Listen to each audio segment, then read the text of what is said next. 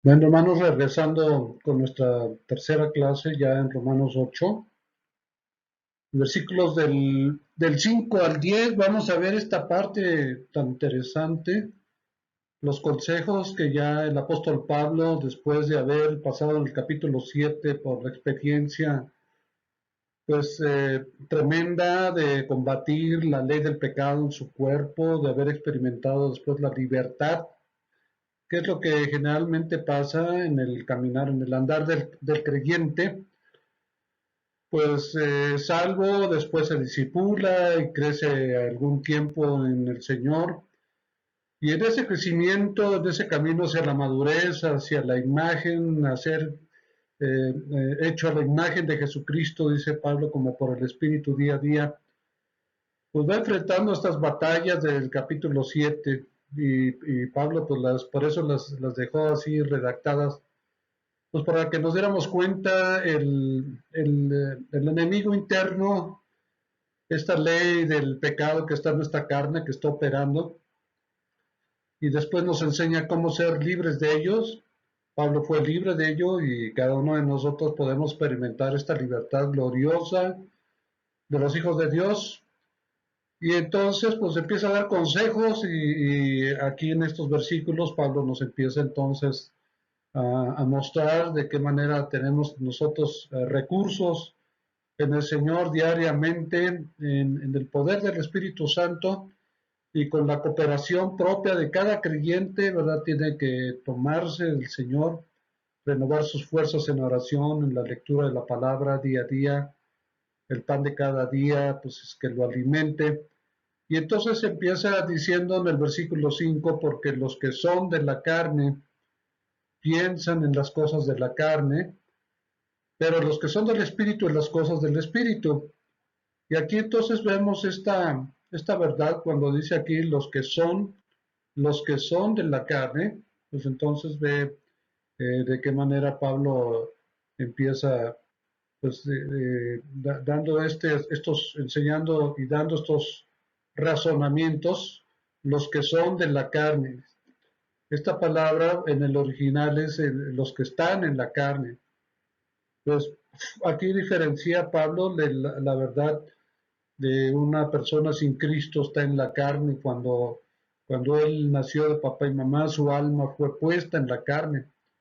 Al ser regenerado, el Espíritu de Dios, recordaremos pues todo el proceso a través del cual el creyente, pues su alma muere en Cristo y Dios entonces engendra una nueva alma, pero ese engendramiento, esa alma hecha por Dios, ya no está puesta en la carne, sino está puesta en el Espíritu, puesto que Dios sabía que esta carne de muerte, es una carne de muerte, va a morir, y pues ya Dios por eso no deja el alma en la carne, sino la pone en el Espíritu, la une al Espíritu Santo y juntamente con el Espíritu del hombre, el Espíritu Santo y esta nueva creación, esta alma engendrada por Dios, pues entonces dice acá cuando dice los que son del Espíritu, dice en el original, aquí lo diferencia Pablo, dice ustedes ya no están en la carne, porque los que están en la carne piensan en las cosas de la carne, pero los que están en el Espíritu, los que fuimos engendrados de nuevo, nacimos de nuevo, fuimos engendrados en el Espíritu. Entonces, dice Pablo, empieza a aclarar pues la posición de uno y de otro, ¿no? El ocuparse de la carne es muerte, pero el ocuparse del Espíritu es vida y paz. ¿De qué manera el apóstol Pablo pues recibió estas revelaciones de parte del Señor y cómo él experimenta entonces que el vivir ahora en el Espíritu es vida y paz? O sea, no hay como estar experimentando pues la cercanía de Dios a nuestras vidas, el espíritu de vida y el espíritu de paz dentro de nosotros, cuando estamos nosotros viviendo en una comunión estrecha con Él, pues esto es lo que el creyente experimenta, vida y paz, que es la parte preciosa de la vida cristiana. Entonces dice, por cuanto los designios de la carne son enemistad. O sea, son contrarios a Dios, contrarios a Dios. ¿Por qué? Porque no se sujetan a la ley de Dios. En la carne es enemiga de Dios y no solamente es una enemiga, sino que no se sujeta, dice Pablo, ni tampoco puede, ni se sujeta ni tampoco puede la carne. Entonces vivir en la carne por demás es, pues, repetir que es un cristiano derrotado el que vive de esta manera. Porque vivir en la carne, pues esa es la derrota que tenemos en la vida cristiana, pues muchas veces. Todas las derrotas que un cristiano pueda sufrir, las derrota en esta área, en este terreno. Es el terreno donde el enemigo es invencible, donde el enemigo tiene un aliado con la carne. Y entonces, pues dice acá, los que viven según la carne no pueden agradar a Dios. Esto es imprescindible, o sea, buscamos agradar a Dios en nuestra vida, nunca lo vamos a poder lograr viviendo según la carne, ¿sí? ¿Por qué? Porque los que viven de esta manera no pueden agradar a Dios. Así como leímos en Hebreos 11:6 que sin fe es imposible agradar a Dios, de esta misma manera, los que viven según la carne no pueden agradar a Dios. Pero entonces dice, más vosotros, y aquí ya se refiere al creyente, más vosotros no vivís según la carne. ¿Cómo vive el creyente? Ya que está en el Espíritu según el Espíritu. Por eso dice claro, si es que el Espíritu de Dios mora en, en vosotros. Si el Espíritu Santo está dentro de ti, entonces tú vives una vida en el Espíritu, tú vives con todos los recursos disponibles de Dios a tu lado, contigo, ¿verdad? Y dice Pablo, bueno, pero si alguno no tiene el Espíritu de Cristo, y esta es una parte también muy interesante que Pablo trata en su teología del capítulo 8.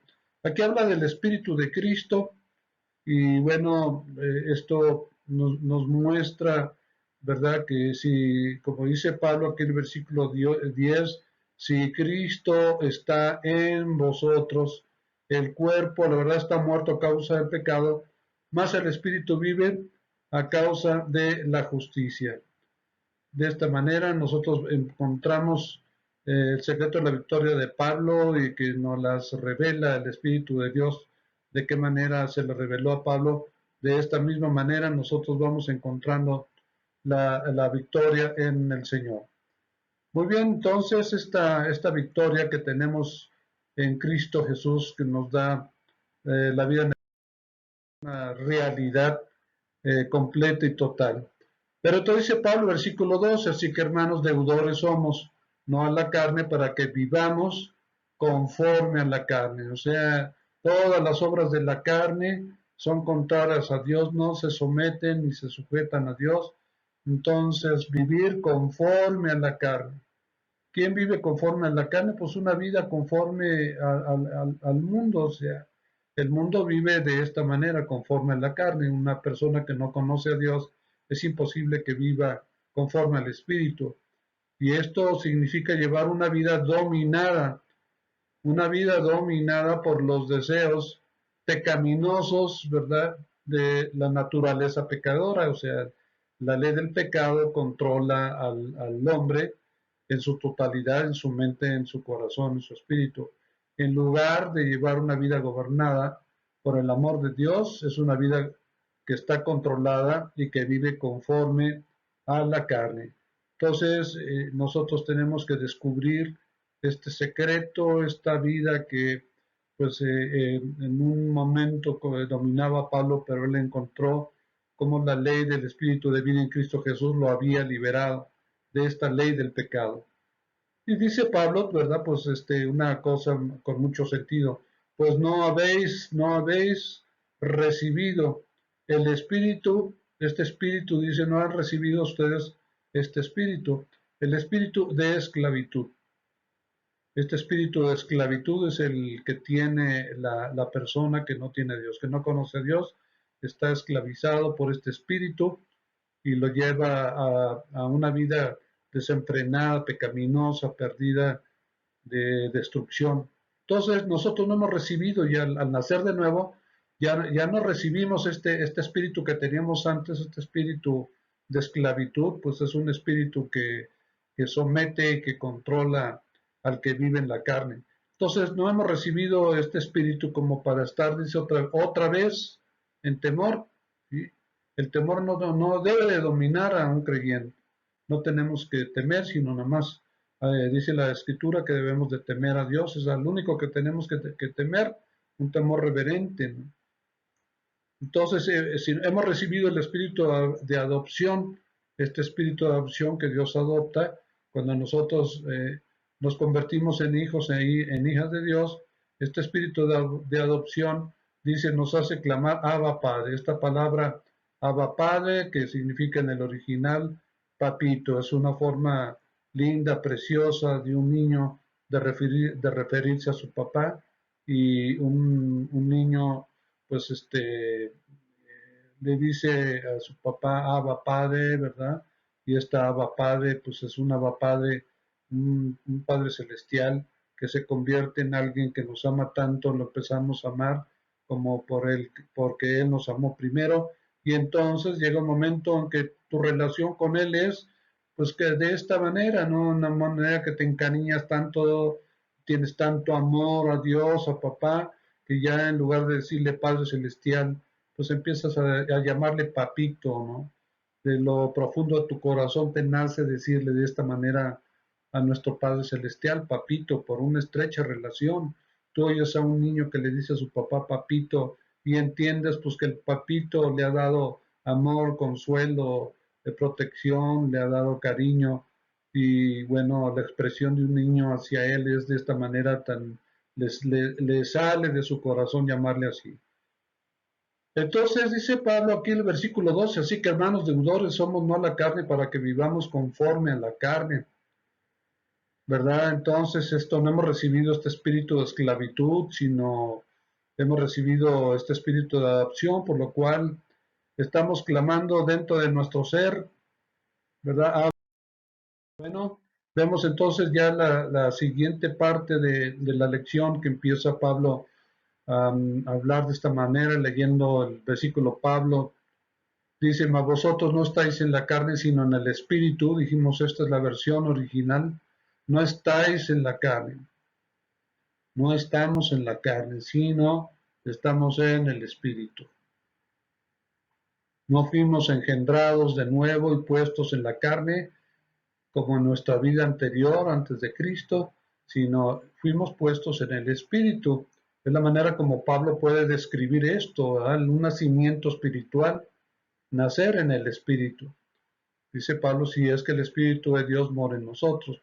Porque si el Espíritu de Cristo no está en esa persona, dice Pablo, el tal no es de él. O sea, ¿quién es alguien que es nacido de nuevo? Pues alguien en quien el Espíritu de Dios habita en él. Vean ustedes cómo en este texto, algo interesante, se mencionan dos espíritus. Aquí habla del Espíritu. En primer lugar, el Espíritu de Dios, dice así Pablo, en, en el versículo 9, mas vosotros no estáis en la carne, sino en el espíritu. Si es que el espíritu de Dios, aquí está el primer espíritu, ¿se da cuenta? Se menciona el espíritu de Dios y después dice, si alguno no tiene el espíritu de Cristo, este es un segundo espíritu. Y esto, bueno, yo me preguntaba, ¿por qué si la Biblia dice que nada más hay un espíritu? Porque aquí se mencionan dos y bueno, esto lo vimos en Efesios 4:4, cuando el apóstol Pablo se refiere a que hay solamente un espíritu. Hay un cuerpo, un espíritu, como fuisteis también llamados en una misma esperanza, hay una misma fe. Entonces, estos dos espíritus aquí mencionados por Pablo, Pablo mismo aquí en el versículo 8, 9, 10, en adelante empieza a hablar del Espíritu Santo de esta manera. Y vean ustedes entonces, el apóstol Pablo lo explica. Aquí en el versículo 9 y 10 dice Pablo, si no vivís según la carne, sino según el Espíritu, si es que el Espíritu de Dios mora en vosotros, y si alguno no tiene el Espíritu de Cristo, no es de él. Pero si Cristo está en vosotros, ¿verdad? Vemos aquí si este espíritu primero que menciona Pablo, el espíritu de Dios es el espíritu de Dios, el Padre. El espíritu de Dios dice, si es que el espíritu de Dios mora en vosotros. Entonces vamos a ver cómo lo explica Pablo, es un poco complejo entenderlo, pero esperamos que Dios nos pueda aclarar esta verdad. Está hablando del Espíritu de Dios que mora en vosotros. Cuando tú te convertiste al Señor, tú recibiste el Espíritu Santo.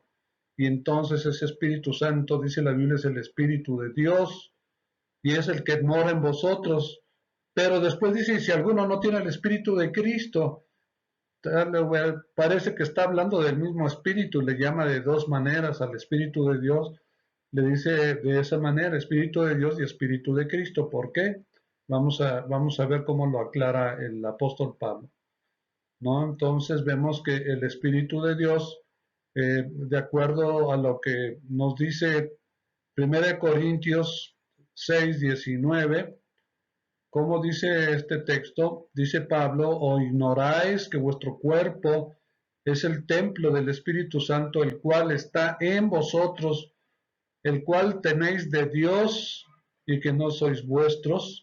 Entonces vemos que aquí Pablo, cuando está hablando del Espíritu de Dios que mora en nosotros, está hablando del mismo Espíritu de que está mencionando aquí en 1 Corintios 6:9, lo está aclarando Pablo en otras escrituras, está diciendo que nuestro cuerpo, ¿verdad? Este es el templo del Espíritu Santo, ahí habita el Espíritu de Dios Padre.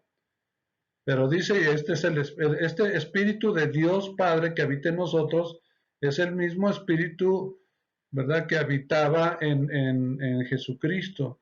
O sea, cuando Jesús dijo, yo y el Padre uno somos, pues está hablando de que tiene el Espíritu de Dios que mora en él, es el Espíritu del Espíritu de Cristo. Vamos a regresar a la lámina anterior para que veamos, bueno, aquí vemos más bien la siguiente lámina, como Pablo nos dice, noten ustedes, en el versículo 11 sigue aclarando esta verdad y dice, y si el espíritu de aquel que levantó de los muertos a Jesús, el espíritu de aquel que levantó de los muertos a Jesús, ¿quién es este espíritu de aquel?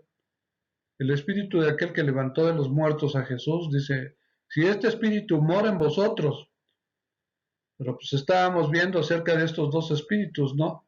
El espíritu de Cristo y el espíritu del Padre, pues para que no nos confundamos, Pablo empieza a aclararlo y dice así, si el espíritu de aquel que levantó de los muertos a Jesús, en principio tendríamos que preguntarnos, ¿cuál fue este espíritu del que habla aquí Pablo?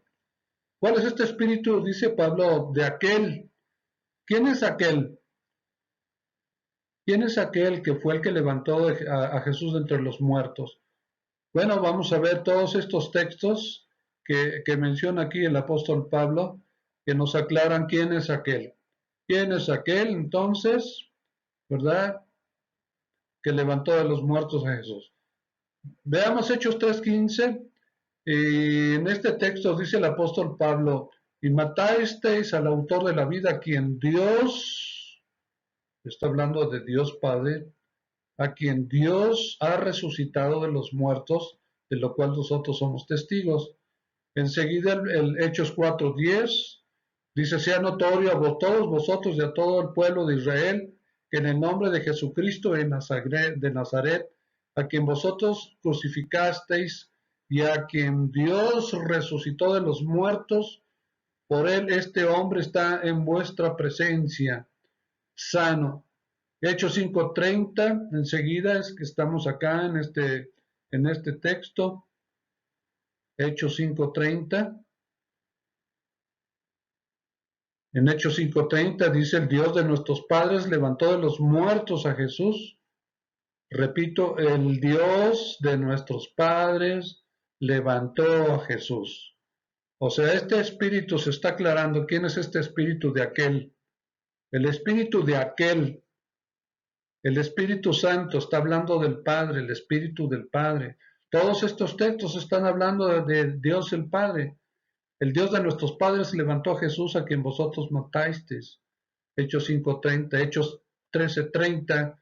Ahora este texto de acá, vemos cuál es, bueno, este texto también lo leemos, que dice, mas Dios le levantó de los muertos, ¿sí? Mas Dios le levantó de los muertos. Después, Romanos 4:24, sino también con respecto a nosotros, a quienes ha de ser contada, esto es a los que creemos en el que levantó de los muertos a Jesús, Señor nuestro. Después, Romanos 10:9, que si confesares con tu boca que Jesús es el Señor y creyeres en tu corazón que Dios le levantó de los muertos. ¿Se da cuenta? Todos estos textos están hablando del espíritu de aquel, el espíritu de aquel, o sea, el espíritu de aquel es el espíritu de Dios, este espíritu que fue el que levantó a Jesús de entre los muertos, pues es el que está mencionando aquí Pablo, ¿verdad? El espíritu de aquel. Todos estos textos están hablando de Dios y este texto está hablando del espíritu de aquel que levantó de los muertos a Jesús. Y este Espíritu Santo que estaba en Cristo, el Espíritu Santo estaba en Cristo, dice la Biblia que Dios moraba en Cristo en toda su plenitud, o sea, está hablando del Espíritu Santo, estaba en Cristo, por eso fue levantado Cristo entre los muertos, por este espíritu de vida. Y dice Pablo, si este espíritu de aquel que levantó de los muertos a Jesús, dice, mora en vosotros, ¿sí? Vamos a ver que este espíritu que levantó de los muertos a Jesús, pues también dice en los siguientes textos, 1 Corintios 15:15, y somos hallados falsos testigos de Dios porque hemos testificado de Dios que Él resucitó a Cristo. ¿Quién resucitó a Cristo? De acuerdo a todas estas escrituras, Dios el Padre. Y dice aquí Pablo que fue su espíritu. ¿Sí? Ven ustedes cómo la escritura misma va aclarando con detalle cada aspecto. Presenta aquí el apóstol.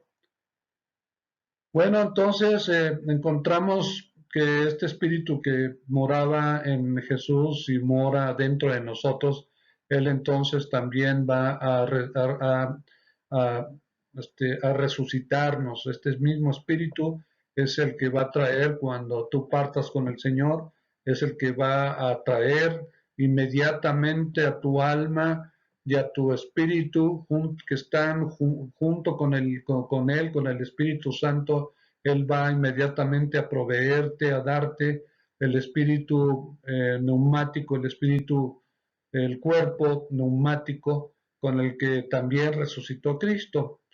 Entonces, según estos textos que hemos leído, ¿cuál de los dos espíritus mencionados anteriormente fue el que levantó de los muertos a Cristo? ¿Cuál de estos dos espíritus fueron? ¿Verdad? Pues vamos a ver que el, fueron el Espíritu Santo y el Espíritu Santo, el Espíritu de vida, fue el que levantó de los muertos a Jesús. Porque dice aquí, el que levantó de los muertos a Cristo Jesús, Él vivificará también nuestros cuerpos mortales por su Espíritu que mora en vosotros. Amén. Bueno, qué preciosa palabra. Vamos un momento a detener nuestro estudio. Vamos a continuar en unos momentos.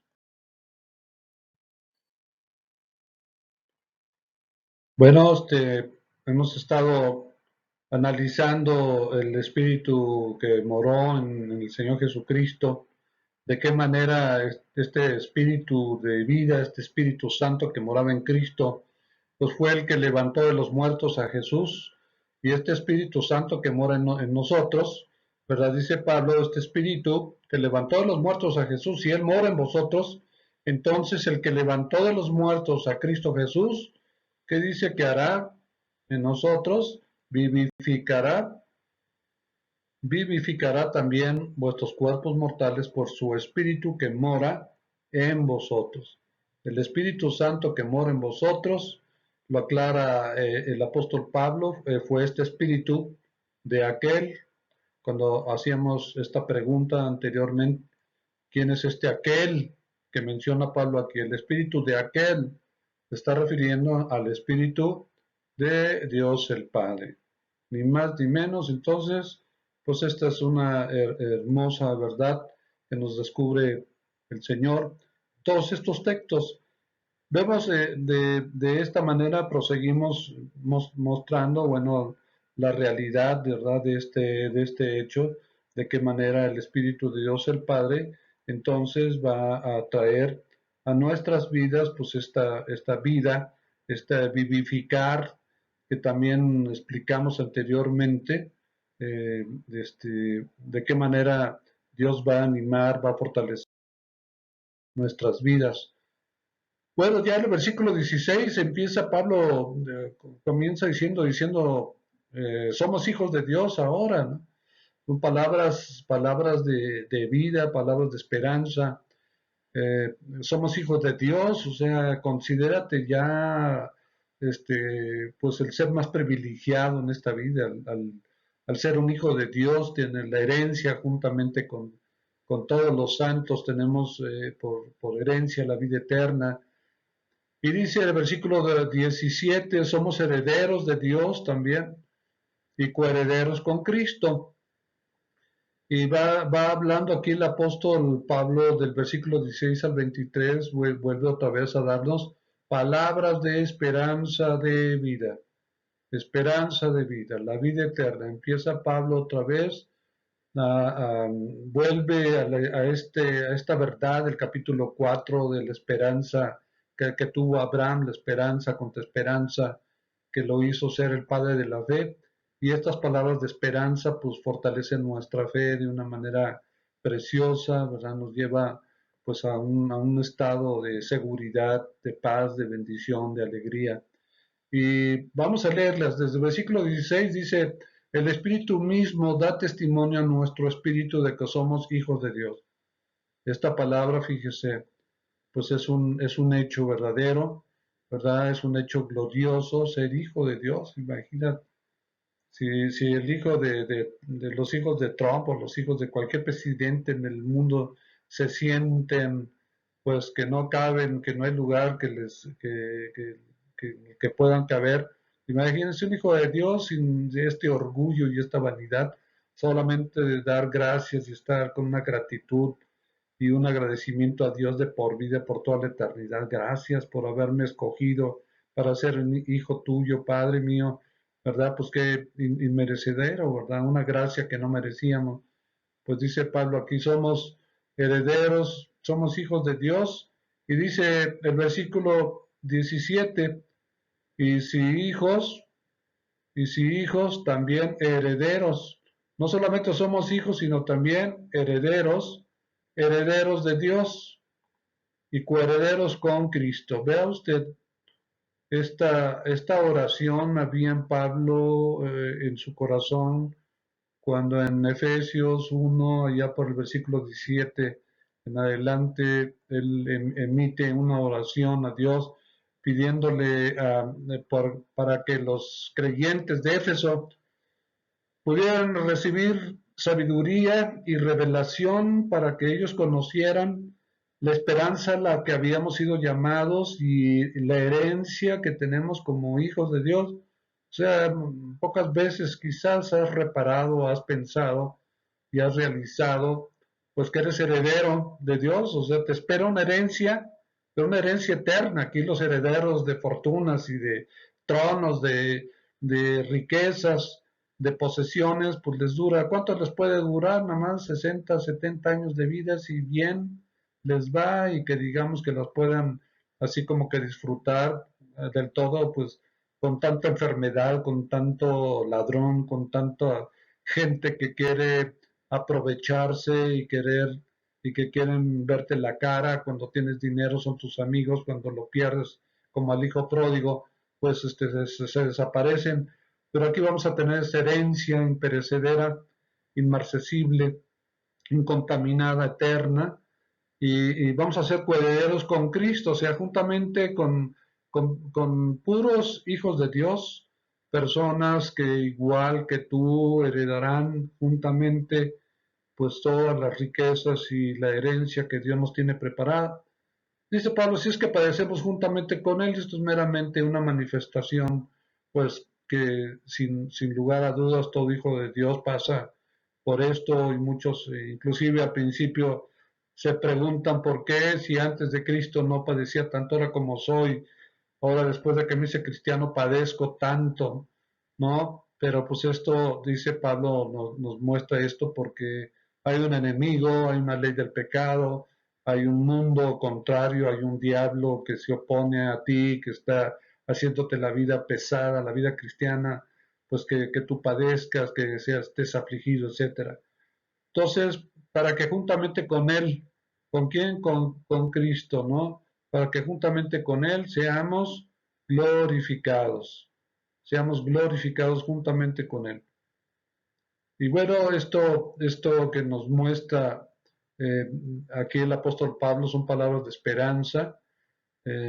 Somos hijos de Dios, vamos a ser herederos, somos ya herederos y coherederos con Cristo, y esta herencia ya es nuestra, la vamos a alcanzar, se nos va a dar cuando lleguemos al reino. Y dice el versículo 18, pues tengo por cierto, esto es muy hermoso, fíjese, las aflicciones del tiempo presente.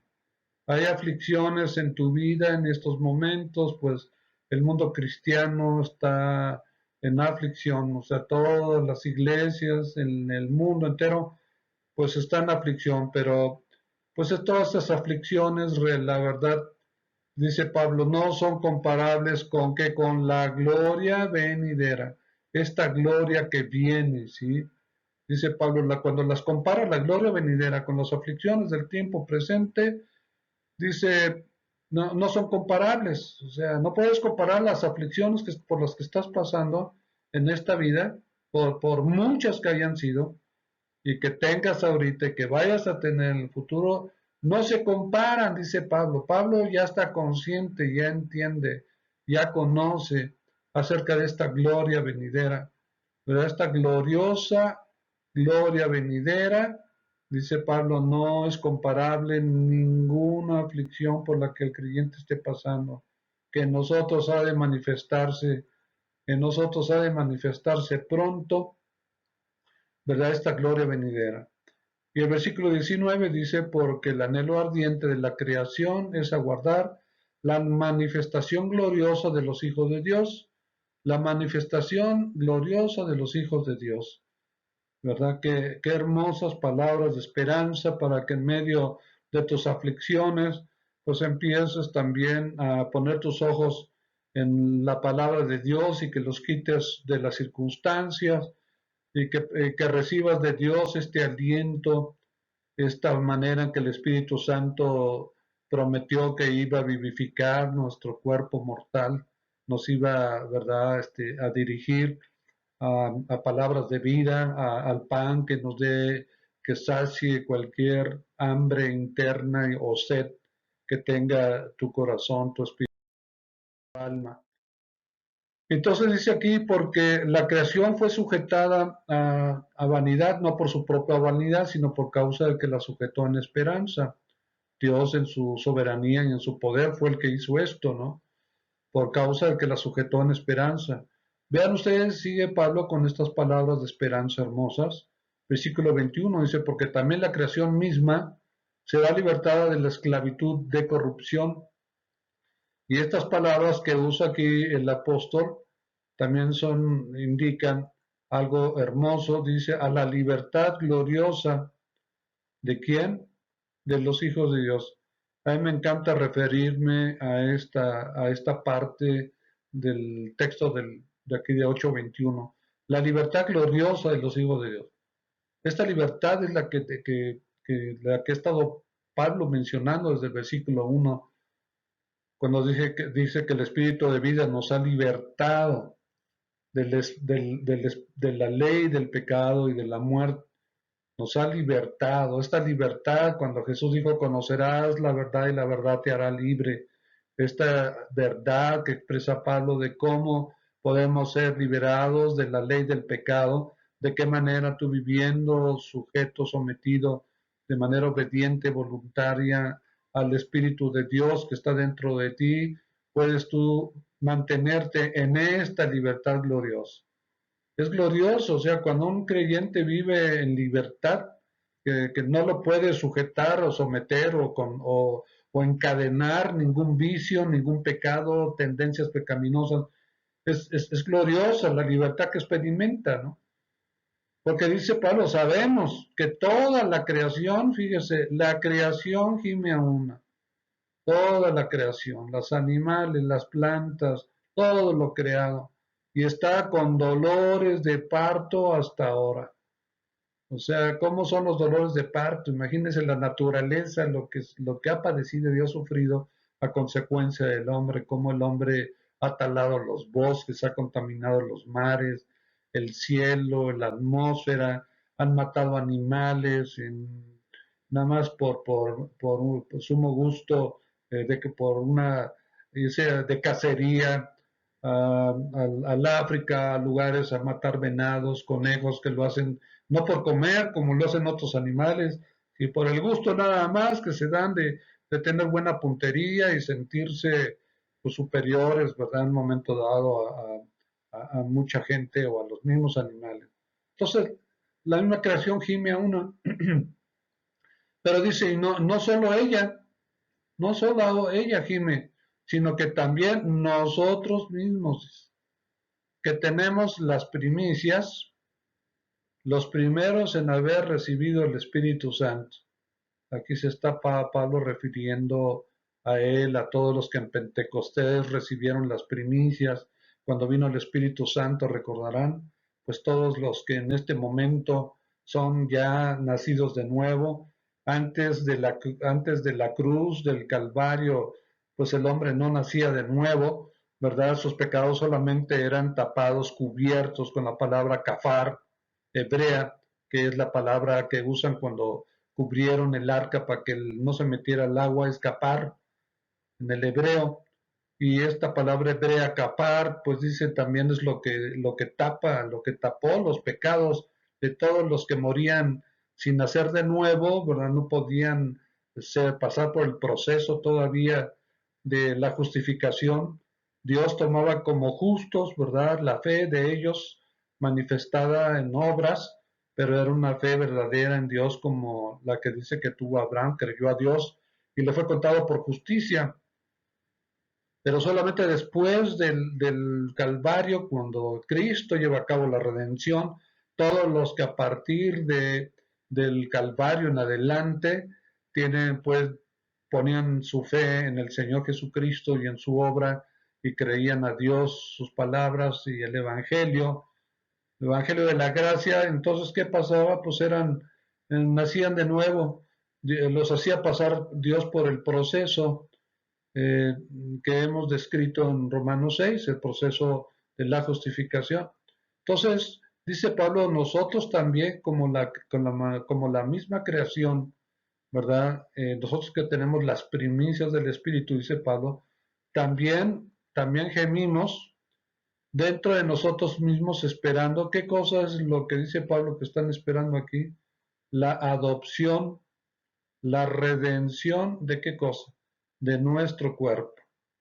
¿Se fija usted? Entonces el cuerpo con el que nacimos todos, pues está muerto por el pecado, lo leímos anteriormente. Entonces ya lo que esperamos es el cuerpo nuevo, ¿verdad? Ellos pues murieron y están en espera de ser resucitados, ¿verdad? Todos los que murieron antes de la cruz están en espera de ser resucitados cuando Cristo venga. Jesús dijo, los que oigan oirán la voz del Hijo del Hombre y muchos resucitarán para vida y otros para muerte. Todos esos que resucitarán para vida son los que murieron antes de Cristo. Ellos no nacieron de nuevo, ellos tienen que recibir el cuerpo nuevo, tienen que volver a nacer. Tiene que Dios efectuar en cada uno de ellos este proceso de redención y nosotros después de la cruz del Calvario, pues ya lo que esperamos es que el momento de que Dios nos llame a su presencia, inmediatamente recibamos este nuevo cuerpo, el cuerpo neumático, el cuerpo que recibió Jesús al resucitar, ¿verdad? Entre los muertos, ese es el primero en resucitar. Muy bien, entonces, esta obra del Espíritu Santo la encontramos aquí en el versículo 26, otra vez comenta Pablo y dice, de igual manera el Espíritu nos ayuda, esta es otra obra maravillosa que el Espíritu Santo realiza en cada creyente, nos ayuda. Esta ayuda que recibimos sobrenatural, la recibimos en nuestra debilidad, cuando en esta debilidad humanamente, esta limitación que humanamente tenemos todos los hijos y las hijas de Dios, ¿verdad? Pues es una debilidad que dice Pablo que en qué consiste, en que no sabemos qué hemos de pedir como conviene. En ocasiones no sabemos pedir como conviene, en muchas ocasiones sí. Por ejemplo, tú pides por tus hijos, tu esposa, creyentes que conoces que de cerca, pero mucha gente que no sabes sus problemas, no sabes qué les afligen, no sabes su situación, su condición. Dice, ¿cómo hemos de pedir como conviene? No lo sabemos, no lo sabemos, ¿verdad? Porque no somos Dios, solamente Dios puede saber lo que hay en el corazón, inclusive muchas veces de gente cercana a nosotros. No sabemos pedir como conviene, a lo mejor estás pidiendo algunas cosas que tú crees que afligen a tu hijo y no hay nada que ver, no hay nada de ello, ¿no? O no tienes una relación cercana con ellos o no te han expresado ellos de una manera pues honesta sus necesidades. Entonces dice Pablo, tú no te preocupes porque en esta debilidad, ¿verdad? Cuando tú no sabes orar como conviene, entonces dice acá el Espíritu Santo, este Espíritu que está dentro de ti, ¿verdad? Se encarga de esa parte. Hay una intercesión que hay en ti interna, que cuando tú estás controlado, dirigido y viviendo en el Espíritu, tú permites que el Espíritu Santo empiece a influir en tu oración. Dice con gemidos indecibles, hay veces que hay creyentes que sienten pues una carga, ¿verdad? Que no se explican por qué es esa carga, porque se sienten pues que va a pasar algo, que tienen miedo de algo, como si esperaran que en cualquier momento algo fuera terrible a pasar. Entonces empiezan a orar y no saben qué va a pasar, sin embargo, si tú permites que este espíritu dentro de ti te guíe en la oración, permitas que el Espíritu Santo empiece a impresionar tu corazón, tu mente, y te sientes la guía, porque el Hijo de Dios es guiado por el Espíritu, a que todo aquel que es guiado por el Espíritu es hijo de Dios. Entonces el Espíritu Santo te debe de guiar a la hora de la oración. ¿Por qué? Porque hay muchas cosas que no sabes cómo pedirlas, ¿no? No las entiendes, no sabes qué sucede. Entonces, debemos entonces aprender a orar de esta manera, de acuerdo a lo que aquí Pablo enseña en todo el capítulo 26, todo este capítulo, este versículo 26. ¿Es? Esta es una clave, ¿verdad? Preciosa que han descubierto intercesores, grandes intercesores en la vida cristiana, han entendido este texto y debemos nosotros entenderlo, aprenderlo, conocerlo y practicarlo. Practicar la oración en el Espíritu. Decía Pablo en Romanos, en Primera de Corintios, que pues oraré con el entendimiento, sí, que pues oraré también con el espíritu, o en el espíritu, las dos formas de orar, ¿no? Cuando eres guiado por el espíritu, cuando tú no estás guiado por el espíritu, estás orando de acuerdo a tu entendimiento, lo que tú sabes, lo que tú conoces, lo que tú ves, pero cuando estás en debilidad, en este estado, la oración debe de dirigirle al Espíritu Santo. ¿Verdad? Que Él es el que dirige y sabe, y Él te debe de guiar para saber qué es lo que sea conforme a la palabra de Dios. Bueno, y continúa el apóstol Pablo, empieza En el versículo 28 también otra vez con palabras de esperanza, de vida. Dice, sabemos, dice el apóstol Pablo, esta certeza me encanta, que tenía Pablo una certeza cuando él dice esta palabra, sabemos, estoy persuadido, estoy seguro, esta seguridad que creo yo que es la que debemos de tener y es lo que la escritura te proporciona. Tú debes de saber estas cosas, ¿verdad? Cuando Pablo lo decía, por ejemplo, en Romanos 6, que no sabéis, ¿verdad? Como Jesús le dijo a Nicodemo, tú eres maestro de Israel y no sabes qué significa nacer de nuevo. Pero al contrario, vemos la palabra de Dios nos da este tipo de sabiduría.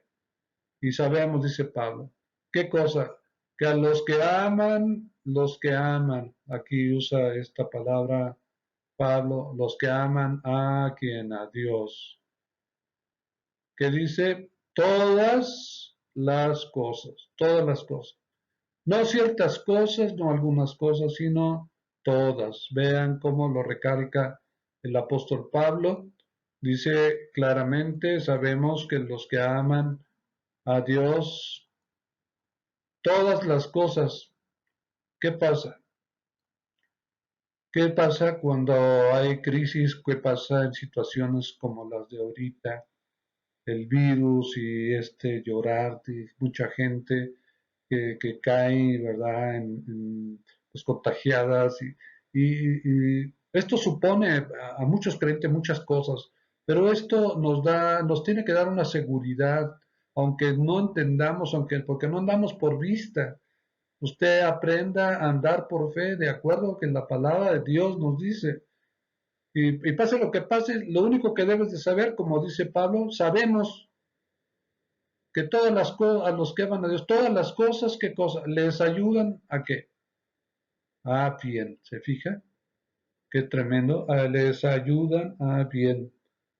Y bueno, pues esto hace que el creyente pues vuelva otra vez a andar en esta seguridad que yo les comentaba, que estén tranquilos, que la paz de Dios no se pierda, que la aflicción del tiempo presente pues no sea comparado no solamente a lo que vendrá, sino lo que ya tenemos ahorita de antemano experimentando la vida cristiana. Entonces les ayuda también estos a los que conforme a su propósito son llamados.